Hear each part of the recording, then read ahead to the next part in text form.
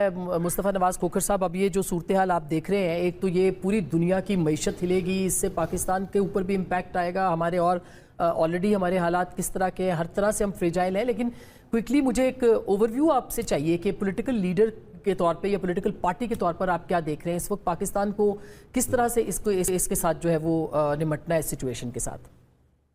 جی شکریہ۔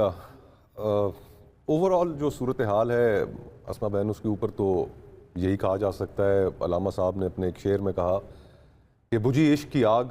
اندھیر ہے، مسلمان نہیں راکھ کا ایک ڈھیر ہے۔ ایک ایک کر کے ہم نے اپنی زندگی کے اندر دیکھا کہ مسلمان ملک چن چن کر ختم کیے جا رہے ہیں، ان کا نظام ختم کیا جا رہا ہے، اور پھر ہر ملک کے اندر ان کا نظام ختم کرنے کے بعد جو بھی نظام حکومت وہاں پر تھا، ہم نے ان مسلمان ممالک کے اندر سول وارز ٹوٹتی ہوئی دیکھی، اور ان سول وارز کے نتیجے میں لاکھوں لوگوں کی ہلاکتیں ہوئی۔ آپ عراق اٹھا لیں، یمن اٹھا لیں، سیریا اٹھا لیں، لیبیا اٹھا لیں۔ تو مسلمان آج شاید جتنی اتحاد کی ضرورت ہے وہ اتنی پہلے کبھی نہ تھی، اور اتنی ہی ناپید بھی ہے اور مخدوش بھی ہے صورتحال اس حوالے سے کہ ایک اسلامی ملک، برادر ہمارا اسلامی ملک ایران، اس کے اوپر نہ صرف حملہ ہوتا ہے بلکہ اس حملے کے نتیجے میں تمام بین الاقوامی قوانین، انسانی حقوق کے قوانین، اقوام متحدہ کا چارٹر، یہ سب چیزیں ایک طرف، اور اس ملک کے سربراہ کو شہید کر دیا جاتا ہے۔ بالکل ہم اکٹھے نہیں ہیں، اور مستقبل میں بھی مجھے نہیں لگتا کہ ہم اکٹھے ہو پائیں گے اور اکٹھے ہو کر اپنا کوئی دفاع کر پائیں گے۔ اپنا دفاع تو چھوڑیے، فلسطین میں جو ہوا پچھلے 3-4 سالوں میں، جو مسلمانوں کی، فلسطینیوں کی وہاں پر نسل کشی ہوئی، بالکل، یہ جتنے تمام مسلمان ملک تھے اکٹھے ہو کر ان کے لیے کچھ نہ کر سکے، نسل کشی نہ رکوا سکے، اور بلکہ خراج تحسین پیش کرنا چاہیے جو بہت تھوڑی سی ایک کوشش ہوئی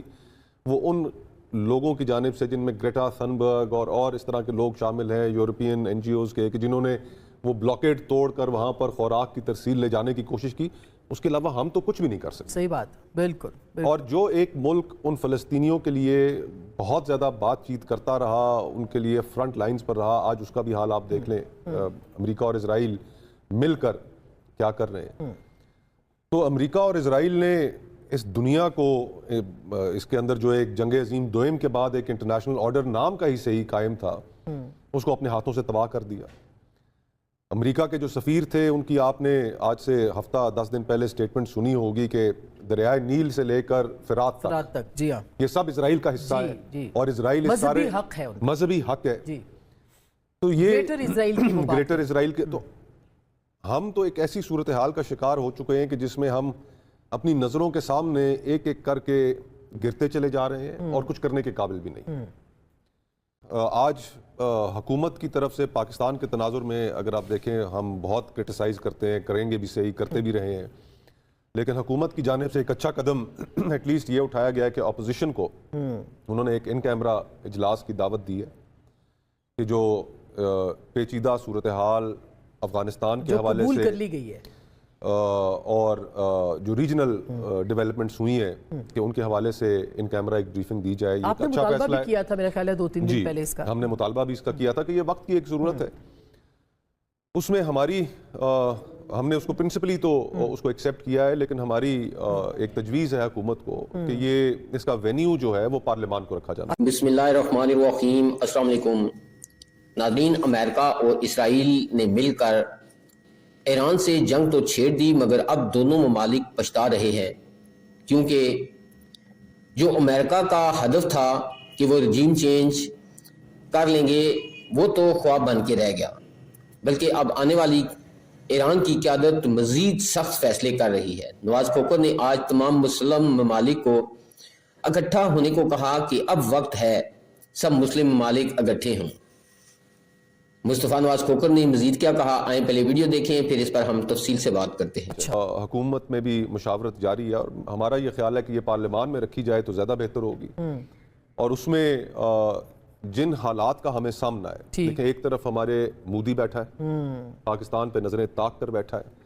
دوسری طرف یہ طالبان ہے جو پاکستان کے اندر بتدریج دہشت گردی کرتے جا رہے ہیں اور پاکستان کو ڈی سٹیبلائز کرنے کی کوشش کر رہے ہیں، اور ہماری تیسری جانب اگر ہمارا برادر ملک اسرائیل، ایران، اس کے اوپر اگر اسرائیل ایک پراکسی رجیم نافذ کرنے میں کامیاب ہو جاتا ہے، جس کے چانسز مجھے نظر نہیں آتے، لیکن اگر ایسا ہوتا ہے تو اس کے پھر ہمارے ملک پہ کیا اثرات ہوں گے, بلوچستان پہ کیا اثرات ہوں گے, یہ بڑی توجہ طلب چیزیں ہیں. اس کے اوپر بات ہونا چاہیے, بالکل یہ بڑی امپورٹنٹ آپ نے باتیں کی ہیں. اور ہمیں انٹرنلی ایٹ لیسٹ جو چیز, صرف ایک نقطہ ایک جملہ کہوں گا کہ ہمارے اختیار میں بہت سی چیزیں نہیں ہیں, لیکن جو ہمارے اختیار میں ہے وہ یہ ہے کہ کم از کم ہم ملک کے اندر جو پولیٹیکل پولرائزیشن ہے, جو پولیٹیکل ڈویژن ہے, جو پولیٹیکل کرائسس ہے, وہ ہم کم کر لیں. یہ بڑی امپورٹنٹ بات ہے. خرم صاحب, آپ کا ظاہرہ اتنا تجربہ بھی ہے, پہلے تو میں یہ جاننا چاہوں گی کہ کیا آپ کو لگتا ہے کہ امریکہ کے لیے بھی یہ سسٹین کرنا اس جنگ کو مشکل ہے, یا آپ کو لگتا ہے کہ آسان ہے ان کے لیے, جو آپ نے سنی سٹیٹمنٹس بھی, آپ کس طرح سے دیکھتے ہیں اس پوری سچویشن کو, کتنا آسان ہوگا امریکہ کے لیے اس جنگ کو لمبا کرنا؟ جی, امریکہ کے لیے عسکری طور پر تو آسان ہے, لیکن اس کی توجیہ اس کے لیے ہر گھنٹے کے ساتھ مشکل ہوتی جا رہی ہے. کیونکہ صدر ٹرمپ نے اپنی پہلی تقریر میں جو سب سے زیادہ جس چیز پر زور دیا تھا وہ حکومت کی تبدیلی تھی, بلکہ انہوں نے ایرانی عوام کو دعوت دی تھی کہ آپ کو ایسا موقع کئی دہائیوں بعد ملا, آپ اٹھ کھڑے ہوں اور اپنی حکومت کو گرا دیں. وہ جو رجیم چینج کا ایک معیار مقرر کیا تھا, اب 72 گھنٹے سے زائد گزر گئے ہیں, وہ رجیم چینج تو ہوتا ہوا نظر نہیں آ رہا. تو لہٰذا امریکہ کا جو پہلا ہدف ہے, رجیم کہتے ہیں, وہ اور زیادہ پختہ, لوگ سڑکوں پہ ہیں اس وقت اور خامنہئی صاحب کے لیے کھڑے ہیں وہاں پہ. بالکل جی, وہ ان 160 معصوم بچیوں کے لیے بھی کھڑے ہیں جن کو اسرائیل نے بے رحمی سے قتل کر دیا. میرے خیال میں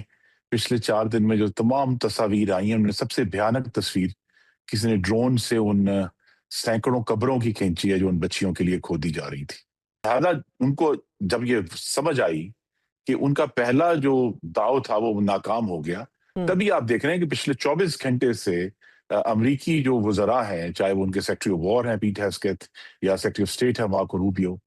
ان کی ٹون بدل گئی. اب وہ نئی توجیحات پیش کر رہے ہیں کہ نہیں, ہمیں کبھی میزائل ڈیفنس کرنا تھا, ہمیں کبھی پریمپٹیو بات کرنی تھی, لیکن جو بنیادی بات تھی کہ ان کی یہ جس کے اوپر یہ سارا ایکشن کیا گیا تھا کہ جیسے ہی وہ امریکہ یا اسرائیل کامیاب ہوں گے سپریم لیڈر کو شہید کرنے میں, تو پورا ایران اٹھ کھڑا ہوگا, حکومت تبدیل ہو جائے گی. اب لہٰذا وہ تو نہیں ہو رہا. دوسرا, ایران نے بڑی کامیابی سے یہ جو جنگ ہے اس کو ریجنلائز کر دیا ہے. یعنی انہوں نے جس طرح عرب ممالک پر حملے کیے ہیں, اور وہ حملے بڑے سوچے سمجھے ہیں کہ ان کو اس قسم کا جو ہے معاشی نقصان پہنچایا جائے, جو کہ نقصان ایکچوئل نہیں ہے. اصل میں تو ان کی ایئرپورٹ بند ہونے کا نقصان ہے, ان کی بندرگاہیں بند ہونے کا نقصان ہے, ان کا جو ٹریڈ اور پورا ٹورسٹ کا ٹریڈ بند ہونے کا نقصان ہے. کہ یہ ممالک جو امریکہ کے حواری ہیں یہ دباؤ ڈالیں گے امریکہ کے اوپر کہ یہ جنگ جو ہے وہ ان کے لیے اب معاشی طور پر, اور میرے خیال میں یہ زیادہ دیر چل نہیں سکتا, اسی لیے کہ جو خلیج کے ممالک ہیں وہ ایک لامحدود جنگ اپنی اکانومی کی وجہ سے افورڈ نہیں کر سکتے. امریکہ کے پاس عسکری ہتھیار ہوں گے پھینکنے کے لیے, لیکن وہ نہیں کر سکتے. تیسری جو چیز ہے جو بہت ہی سب نے جس کو سرپرائز کیا ہے کہ ایران کے جو میزائلز ہیں وہ آئرن ڈوم بھی توڑ دیا انہوں نے جہاں بھی کوئی ڈیفنس تھا, اگرچہ بہت سارا نقصان بھی ان کا بھی ہوا ہے, لیکن انہوں نے جو ہے وہ بہت سارے ہدف حاصل بھی کیے ہیں. تو لہٰذا ایران نے ایک سرپرائز کیا ہے. اسرائیل اس سارے معاملے میں بیٹھ کر پیچھے مسکرا رہا ہے کہ اس نے امریکہ کو آگے کر دیا ہے. امریکہ بمقابل ایران جنگ ہو رہی ہے, امریکہ کے ایسٹس جو ہیں وہ سب سے زیادہ سامنے کھڑے ہیں, جس طرح ان کا جو ایئر کرافٹ کیریئر ہے. جو خلیجی ممالک ہیں جن کے ہم سب اور آپ کے ناظرین میں سے بہت سارے لوگ گزرے ہیں وہاں سے, کہ یہ جو ہے وہ ایئرپورٹ بس دبئی کا ایئرپورٹ بند ہونا, دوحہ ایئرپورٹ جہاں سے بہت سارے لوگ گزرتے ہیں, لاکھوں لوگ گزرتے ہیں روزانہ کی بنیاد پہ, ان کا بند ہونا کس طرح ان کی اکانومیز کو شیٹر کرے گا. ناظرین, آپ نے سب مہمانوں کی گفتگو سنی. ناظرین, ایک بات تو کنفرم ہے کہ ایران اب کسی بھی صورت اس جنگ سے پیچھے ہٹنے کو تیار نہیں ہے, کیونکہ امریکہ بار بار سیز فائر کی پیشکش کر رہا ہے, جبکہ ایران نے مکمل طور پر انکار کر دیا ہے. بلکہ ایران نے تو اب آئرن ڈوم کو بھی تباہ کر دیا ہے. اسرائیل جو خود پیچھے ہو گیا ہے اور امریکہ کو اس نے آگے کر دیا ہے, اور امریکہ اب پوری طرح پھنس چکا ہے. ناظرین, آپ اس جنگ کو کتنا لمبا ہوتے دیکھ رہے ہیں؟ آپ اپنی رائے سے میں ضرور آگاہ کریں. نیکسٹ ویڈیو تک مجھے دیں اجازت. اللہ حافظ.